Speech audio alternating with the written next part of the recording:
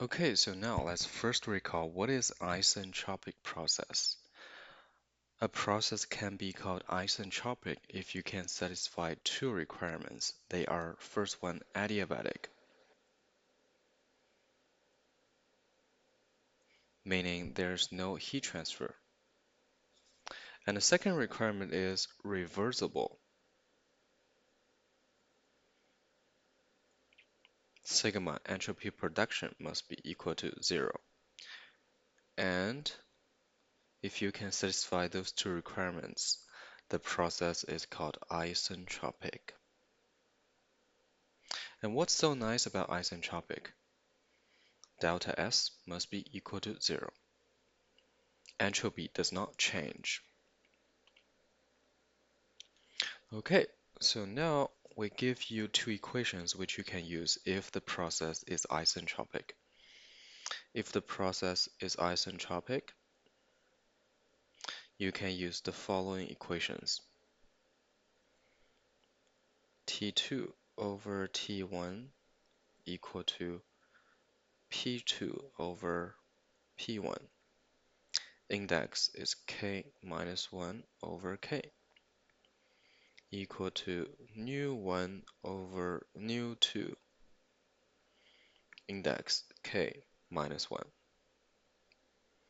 Or P2 over P1 equal to nu1 over nu2 with the index of K.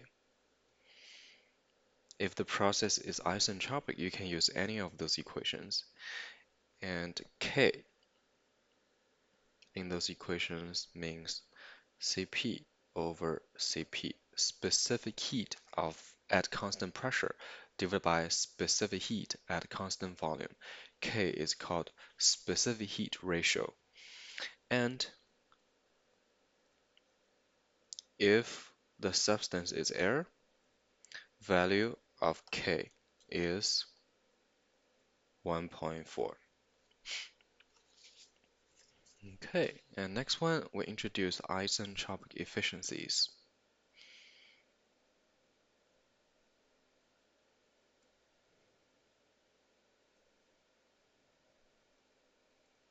Isentropic is essentially the ideal state. It's the ideal state for a process. However, nothing is ideal in reality, so actual versus isentropic, that gives us an efficiency. It's like reality versus when everything is perfect. So the first case we talk about is turbines. What is the efficiency of a turbine? Let's recall. If you have a vapor power system, how do we sketch that on a T versus S diagram, if you can recall that? Vapor power system, where you have a boiler, steam turbine, condenser, and a pump. First of all, constant pressure lines. Okay, 4 to 1, the boiler, from F to G. 1 to 2, go straight down, which is the steam turbine. We proved it because 1 to 2 is isentropic, so entropy does not change. If entropy, the x-coordinate is constant, it must be vertical. 2 to 3 is the condenser. You go straight to the left. We also proved it y. And then 3 to 4, go straight up. 3 to 4 is the pump. It's isentropic. That's why it's vertical. Entropy does not change. And we're going to focus on 1 to 2, which is the steam turbine.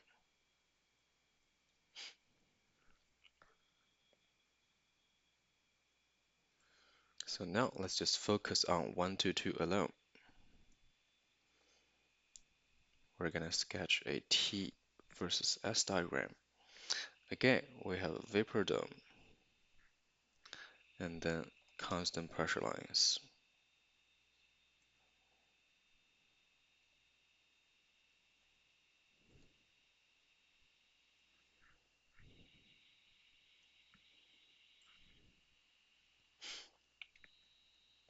Okay, so before, number 1 is usually here, located at G point, saturated vapor. But in real practice, number one is usually superheated. So let's put number one here. Superheated. That's what happens in reality. And then how do we sketch the diagram? Okay, let's start from ideal case. If this process for steam turbine is ideal, which means let's start from the name of this process 122. 122. The name of this process is adiabatic expansion. And if the process is ideal, that means it must be reversible.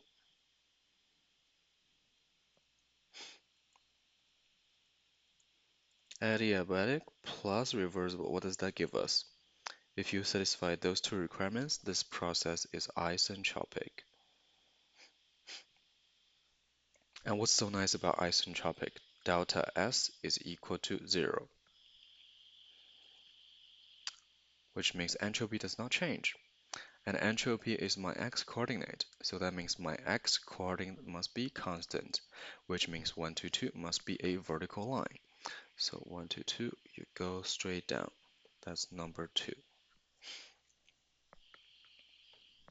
Okay, S1 equal to S2. So now, if this is the case, which means it's ideal, we're going to do one thing. We're going to add a letter. We call it 122S, 122S, 122S. And S means this process is isentropic.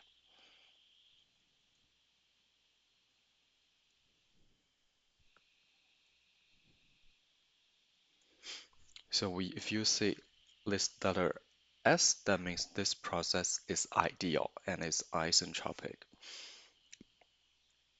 Okay, next one we talk about reality. What happens in reality? So it's still going to be turbine, and it will still be process 122. This time 2 doesn't have a letter behind it. So if you see 122, that means reality. And if you see 122S, that means isentropic, ideal. 122 again is still called adiabatic expansion. But this time, because it's reality, in reality, everything is irreversible.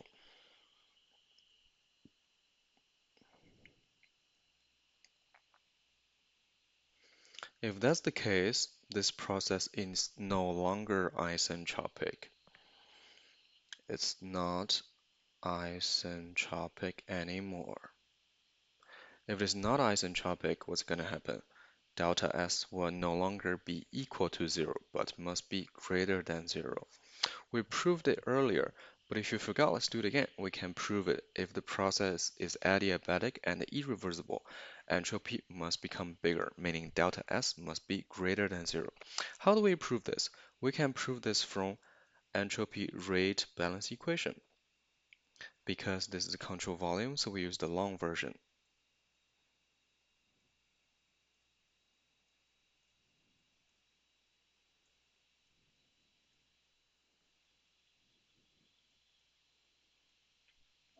Okay, left-hand side goes to 0 because it's steady state. And then we have adiabatic, meaning there's no heat transfer. So first term in the right-hand side goes to 0. And then this equation can be simplified to delta S equal to S2 minus S1. We move S2 minus S1 to the left-hand side and everything else to the other side. It will be sigma dot over m dot. Okay, so now we know the process is irreversible. If the process is irreversible, sigma must be greater than 0. Mass flow rate m dot will always be greater than 0, so that means everything will be greater than 0. So now we proved it. If the process is adiabatic plus irreversible, delta S must become positive, meaning entropy becomes bigger. So if entropy becomes bigger, how do you sketch that? S2 greater than S1. If the entropy, which is the x-coordinate, becomes bigger, you must move to the right. If the x-coordinate becomes bigger, it must move to the right. So 1 to 2 to the right, slightly curved. So that's number 2. Okay, so now if you see 1, 2, 2, that means reality. And what is reality? Adiabatic plus irreversible. And if you see 1, 2, 2s, that means this process is isentropic. What is isentropic? Adiabatic and reversible. Okay, so now here we can come up with the definition of a turbine efficiency. What is the definition of the turbine's efficiency? Because the efficiency, we use letter eta, and we give the subscript T, meaning this is the turbine efficiency. Okay, what is the purpose of a turbine? The purpose of a turbine is to generate work.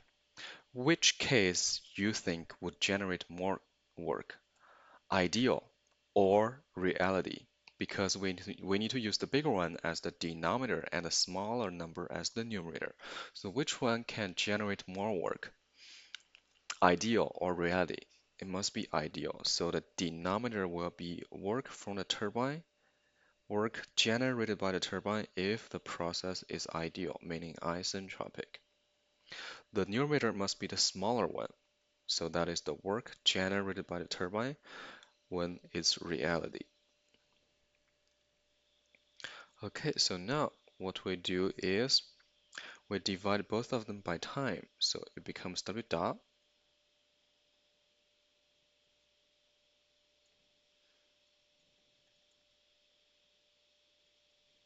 That's the first math trick we do. We divide both terms by time. And then the second math trick we do is to divide both of them by mass flow rate.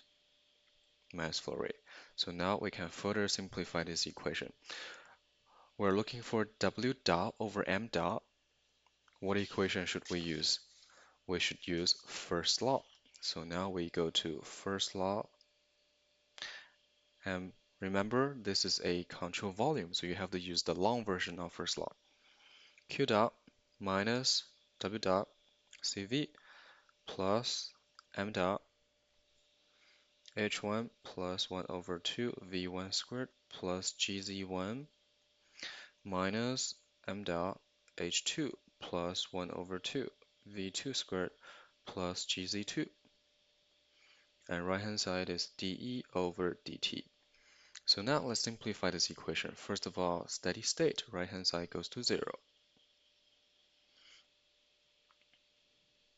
And then we can neglect change of potential energy, also the change of kinetic energy. Okay, and 1 to 2 is reality. What is reality? We still have adiabatic. Adiabatic, so heat transfer goes to 0. Okay, so be careful here because I used subscript 1, meaning inlet, and subscript number 2 instead of 2s. So if you see subscript 2, that means reality. 1 to 2 is reality. If I change the subscript from 2 to 2s, that means 1 to 2s, which is isentropic. Okay, so this is for 1 to 2. And then from here, we found W dot CV over M dot is equal to H1 minus H2. And what is W dot CV? W dot CV is just the work generated by the turbine. And because it's 1 to 2, so it must be the actual process. And then we can go back to our equation. So now I have rewritten which one? I have rewritten my numerator, W dot T, actual over M dot. I just found it from first law is H1 minus H2. So now I just need to find our denominator. How do we find our denominator? Very good. We just do the same thing, but this time it's 1 to 2s. And then you apply first law again. So it's Q dot minus W dot CV plus M dot H1 plus 1 over 2 V1 squared plus GZ1 minus M dot. This time the exit is number 2s instead of 2. So change it to H2s plus 1 over 2 V2s squared plus GZ2s equal to dE over dt. And equation is still the same. Right hand side goes to 0 because it's steady state. neglect the change of kinetic energy and neglect the change of potential energy. They cancel. And then again, heat transfer must be equal to 0 because it's isentropic. So now we can rewrite it. W dot CV over m dot this time is H1 minus H2S. And what is W dot CV? It is just work generated by the turbine for this process, which is isentropic over m dot. So now I can go back to this equation and rewrite our denominator, which is just H1 minus H2S. So now take a look. If you want to look for the turbine efficiency, what do you need? You just need to find H1, H2, and H2S. That's it.